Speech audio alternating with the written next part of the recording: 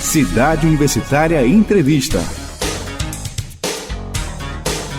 Olá, eu sou Newton César e o Cidade Universitária Entrevista desta semana conversa com o Elbson Madeira. Ele é professor do Departamento de Economia e coordenador do Programa de Pós-Graduação em Desenvolvimento Socioeconômico. E o assunto é: como a UFMA tem contribuído para o desenvolvimento socioeconômico do Estado.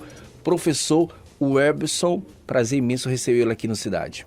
Prazer é meu, e acho que esse é um tema realmente muito pertinente, porque o Maranhão ele tem que discutir, não só a universidade, mas toda a população maranhense tem que discutir desenvolvimento socioeconômico, que é o que o nosso programa procura fazer, através das nossas pesquisas, das contribuições dos pesquisadores, e a gente faz debates, além de faz pesquisas, e tenta mostrar também para a população, tenta apresentar também esses resultados. Então nós funcionamos, o nosso programa, ele existe desde 2011, a primeira turma começou em 2011, este ano de 2019 nós estamos selecionando a 10ª turma, que vai começar em 2020, já temos mais de 60 dissertações apresentadas, vários artigos, várias pesquisas e temos assim a convicção de que realmente nós estamos contribuindo, tanto com essas pesquisas, com esse artigo, também como pelos debates que nós estamos organizando, geralmente também parcerias, temos aqui as parcerias que nós estabelecemos com outros programas, com outros pesquisadores, e eu penso que é fundamental a gente seguir realmente esse debate e parabenizo vocês também por essa percepção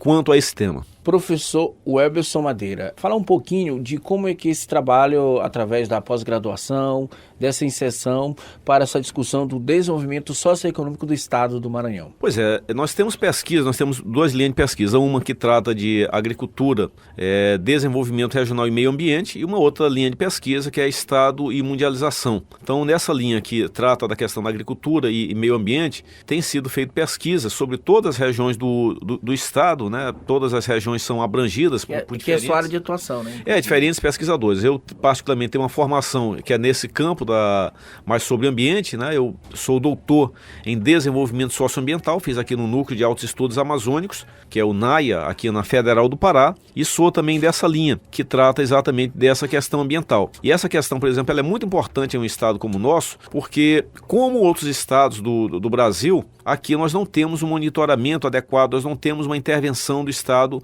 como deveria ser. Então, ao mesmo tempo que nós temos um avanço, por exemplo, do agronegócio, nós temos um avanço de produção de commodities agrícolas e minerais, nós temos gravíssimos problemas ambientais que, infelizmente, ainda não foram enfrentados pelo governo do Estado, pelo parlamento, como deveria ser enfrentado. Então, a gente tem alertado, nós temos diferentes pesquisas, eu mesmo tenho uma pesquisa, por exemplo, em que eu estudei a região em torno da Estrada de Ferro Carajás. Eu percorri toda a Estrada de Ferro Carajás, né, daqui de São Luís até o extremo, e nós vimos, por exemplo, pegamos todos esses municípios, nós vimos, por exemplo, que lá no extremo oeste do Maranhão, né, nós temos uma situação hoje de avanço de produção de eucalipto, nós temos um avanço, por exemplo, de produção de soja, e com indício, inclusive, de impactos ambientais. Eu, por exemplo, visitei uma comunidade em que tem fortes indícios que está havendo um uso inadequado de defensivos agrícolas na plantação de eucalipto, que esses defensivos estão chegando em alguns igarapés que a comunidade usa para tomar água, para alimentar seus animais e também como balneário. E, infelizmente, parece que até agora o Estado não tomou providência, não tem feito esse monitoramento. Temos também estudos de outros colegas sobre a região de produção de soja, né, que é uma outra área também importante, lá na região de Balsa, aí no sul do Maranhão.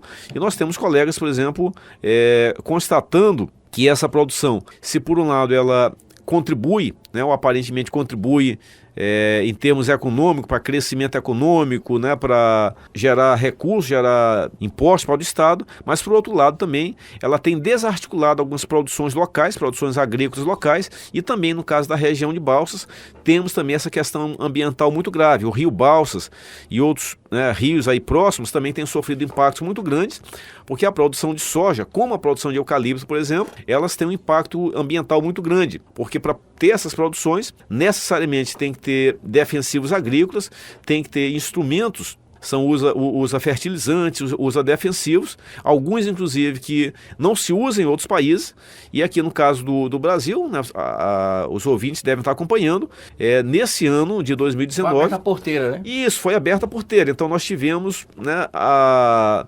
autorização para que se usassem agrotóxicos que não se usam em lugar nenhum do mundo. Então esse é um problema que eu acho que a gente tem que discutir realmente com mais seriedade aqui no Maranhão.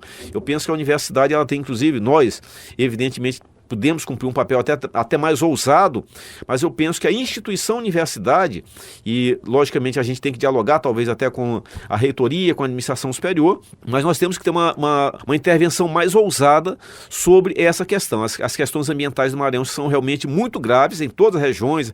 Aqui na região de São Luís também nós temos indícios, nós temos estudos apontando que a região do Distrito Industrial também sofre uma poluição ambiental muito grande em função de resíduos sólidos de algumas empresas, produtor de cimento, de produções ligadas à mineração, que também não tem o devido monitoramento. Então temos aqui no caso de São Luís, temos na região de Açailândia, temos na região de Balsas, então muitos problemas ambientais, e a nossa constatação, né, isso não só minha, mas dos colegas lá do programa de pós-graduação e também do Departamento de Economia, é que essa questão não está recebendo a atenção como deveria. A gente não pode pensar, né, para a gente voltar aí à questão do desenvolvimento, nós não podemos pensar um desenvolvimento que seja um desenvolvimento predatório.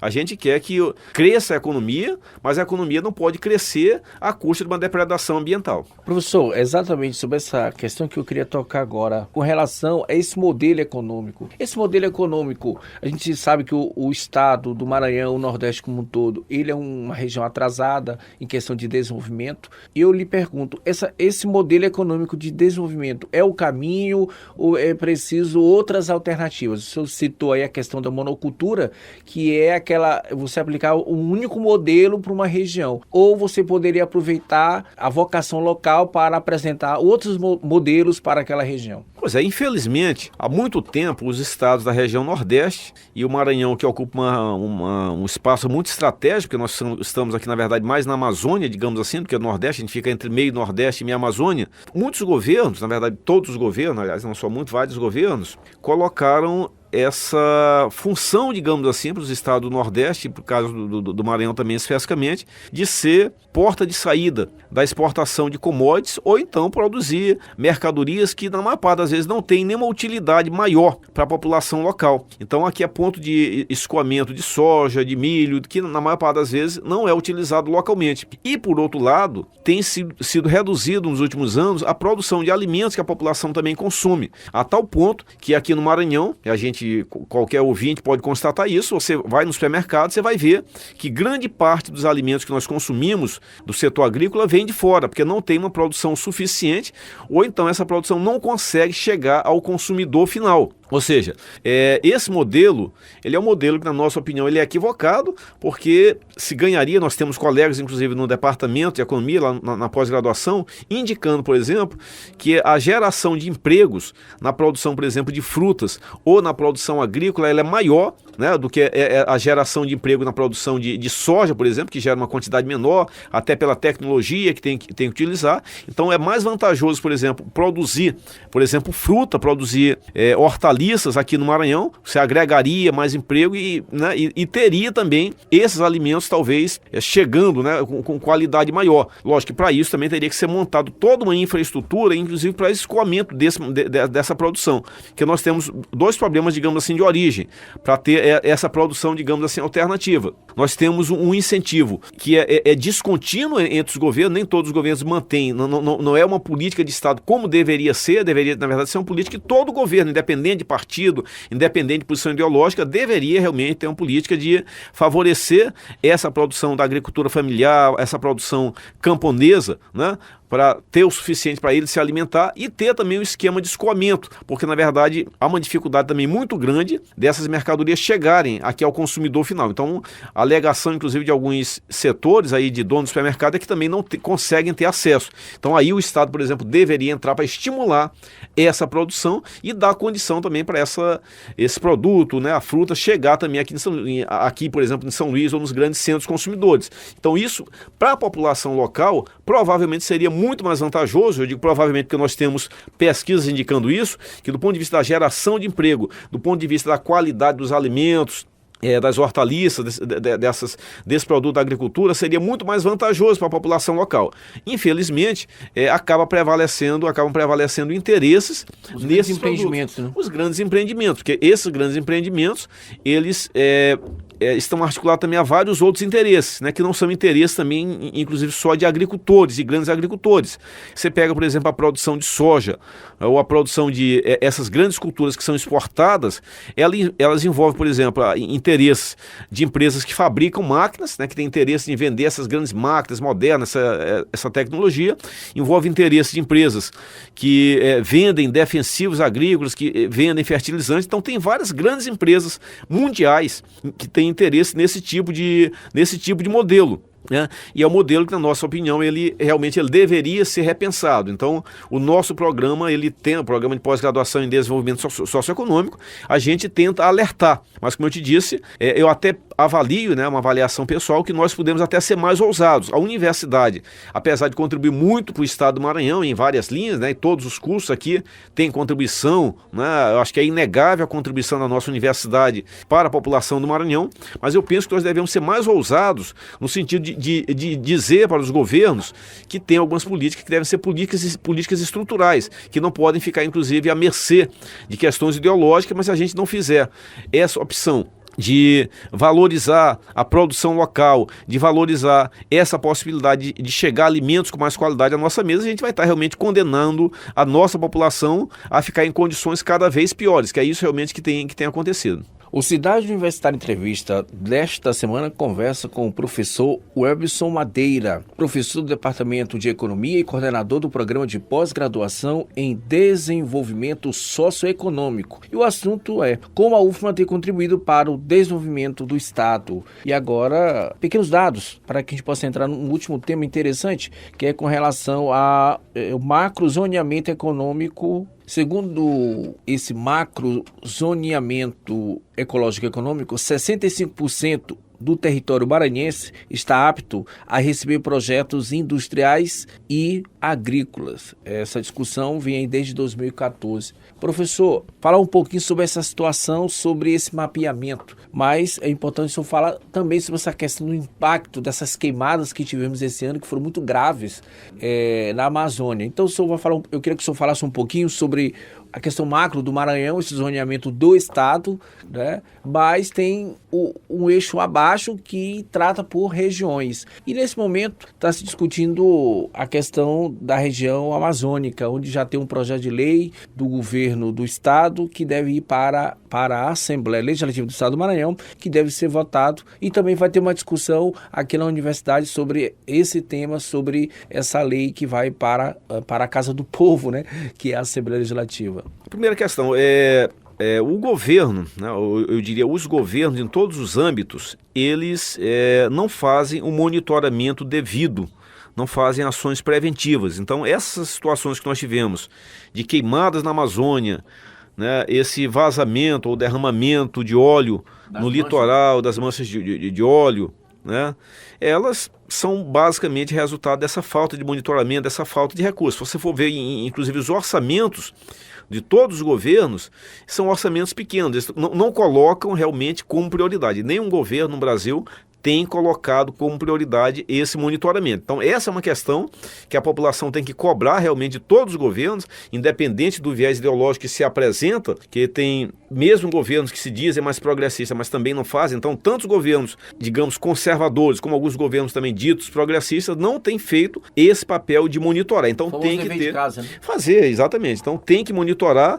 Se tivesse esse monitoramento, isso provavelmente não teria acontecido. Agora, em alguns casos, essa falta de monitoramento é também uma opção política, quer dizer, não é só porque falta recurso, é uma opção política de não fazer monitoramento e, ao deixar, por exemplo, fazer queimada na Amazônia, os governos permitem que se façam as chamadas limpeza diária, que alguns empresários chamam de limpeza diária, que é deixar queimar a floresta nativa e a partir do momento que essas florestas estão queimadas, eles vêm na sequência para plantar capim para criar gado ou então para plantar eucalipto, que é isso que está acontecendo em grande parte dessa Amazônia. Então são queimadas criminosas, que é para a criação de gado na sequência ou para a plantação de eucalipto ou outras culturas desse tipo que já não preserva essa estrutura. Então isso é uma questão muito grave que tem que ser encarada realmente, tem que ter uma pressão popular, não vejo outra alternativa que não seja uma pressão popular para fazer com que os governos monitorem e evitem que esse crime aconteça. aconteça. Agora, essa questão também ela tem a ver exatamente com o zoneamento, o macrozoneamento que você falou. O macrozoneamento ecológico e econômico do Maranhão, ele foi concluído em 2014, e esse macrozoneamento ecológico, ele deve ter um desdobramento em zoneamento ecológico e econômico. O que é isso? O macrozoneamento é uma perspectiva mais ampla, né? Como se tivesse visto o território maranhense sendo visto de uma altura maior, né? Digamos, sendo visto aí de 10 mil quilômetros, né, por satélite. E o zoneamento é como se fosse visto de uma altura menor, né, para a população entender. Digamos que o macro vê a uma altura de 10 mil e o zoneamento vê uma altura de 2 mil quilômetros, né, com um nível de detalhamento maior, digamos assim, todo o território. Então, esse macrozoneamento que foi feito pela Embrapa de Campinas, né, o estudo técnico foi feito com apoio de alguns técnicos aqui também do Maranhão, da UEMA, da UFAM, de outros setores. Ele chegou exatamente a essa conclusão, de que 65% do território maranhense supostamente estaria apto para receber novos projetos. Só que qual é a questão? Eu e outros colegas que pesquisam esses temas, nós temos uma leitura diferente. Nós entendemos, por exemplo, que parte dessa área que eles identificam, ou que identificaram que está apta a receber grandes projetos, na nossa interpretação não está. Porque nessa área nós temos terras indígenas, nós temos áreas quilombolas, nós temos áreas que deveriam ser preservadas em função de rios que existem, em função de ecossistemas, né, que existem. Então, na nossa avaliação, esse dado é um dado incorreto e que ele deveria ser revisto. E o que está acontecendo agora? O governo encomendou essa leitura um pouco mais detalhada, que é o zoneamento ecológico e econômico. Esse estudo ele foi feito principalmente pelo IMESC, que é um instituto de pesquisa aqui do governo do estado, e ele vai ser mandado, o governo está dizendo que vai mandar como projeto de lei agora no mês de novembro, como projeto de lei. Então a gente pensa que essa questão tem que ser mais discutida, embora o governo tenha dito que tenha feito audiências públicas para discutir o tema, na questão da Amazônia, né, da região Amazônia, exatamente, não do estado. Exatamente. Esse zoneamento ele vai ser feito em 2 etapas. A primeira etapa é sobre a Amazônia, que já foi feito estudo e vai ser mandado como projeto de lei agora no mês de novembro. Em 2020 vai começar um estudo sobre a área do Cerrado. Né, a área do Cerrado, que vai ter o ZE do Cerrado. Então a nossa avaliação é que essa questão tem que ser debatida mais, embora o governo diga que tenha feito audiência, na nossa avaliação as audiências não foram suficientes e não foram feitas de maneira adequada. Todo esse é um debate que é um debate fundamental nessa parte da Amazônia. Ela vai ser mandada, vai constar desse projeto de lei, e a gente vai também não se antecipar porque já existe, mas nós vamos entrar também nesse debate, e é um debate que ele tem também um caráter pragmático. A nossa ideia é que a gente possa sugerir também ao governo, sugerir à Assembleia uma outra leitura, além dessa leitura que foi feita pelo IMESC. Professor Welbson Madeira, queria lhe agradecer, estamos chegando aqui na reta final do Cidade Universitária Entrevista. Muito obrigado pela sua participação aqui, foi bastante esclarecedor, conversamos sobre vários temas, algo bem importante para que a sociedade maranhense entenda realmente o que está acontecendo, até para que possa cobrar melhor das autoridades, porque com conhecimento, sabendo das informações, fica mais fácil de cobrar aquilo que seja melhor para cada um de nós aqui no estado. Eu agradeço e convido também os ouvintes a visitar a nossa página na internet, é www.ppgdseufam.br. Lá tem informações fundamentais sobre o nosso programa, sobre as nossas pesquisas, dissertações, e as pessoas vão ter o conhecimento também da forma que a gente está tentando contribuir. Obrigado. Você pode acompanhar o Cidade Universitária Entrevista na Rádio Universidade FM, aqui em São Luís, toda segunda ao meio-dia, e na Rádio Comunitária Cultura FM em Pasto do Lumiar, no mesmo horário. Esta edição de nosso programa pode ser ouvida também na Rádio Exuá FM, às 3 horas da tarde, no município de Nova Olinda, do Maranhão, e na Rádio Timira AM, a partir de 1h30 da manhã. E você já sabe, para ouvir esta e outras edições do Cidade Universitária, acesse nosso canal no YouTube, o Rádio Ascom UFMA. Então, Cidade Universitária Entrevista desta semana conversou com o professor Welbson Madeira, ele que é professor do Departamento de Economia e coordenador do Programa de Pós-Graduação em Desenvolvimento Socioeconômico. E o assunto que discutimos é o papel da UFMA, o que ela vem contribuindo para o desenvolvimento socioeconômico do Estado. A você que acompanhou, nosso muito obrigado. Sobre a coordenação de Marcos Belfort. A edição de áudio é de Anderson Rodrigues. A apresentação é nossa. Você pode participar do nosso programa mandando para o nosso e-mail radioasconfirma1@gmail.com. Você pode sugerir um tema aqui para o nosso programa. Faça parte da nossa produção. Uma boa semana, até o próximo programa. Até lá. Você ouviu Cidade Universitária Entrevista, uma produção da Assessoria de Comunicação da Universidade Federal do Maranhão.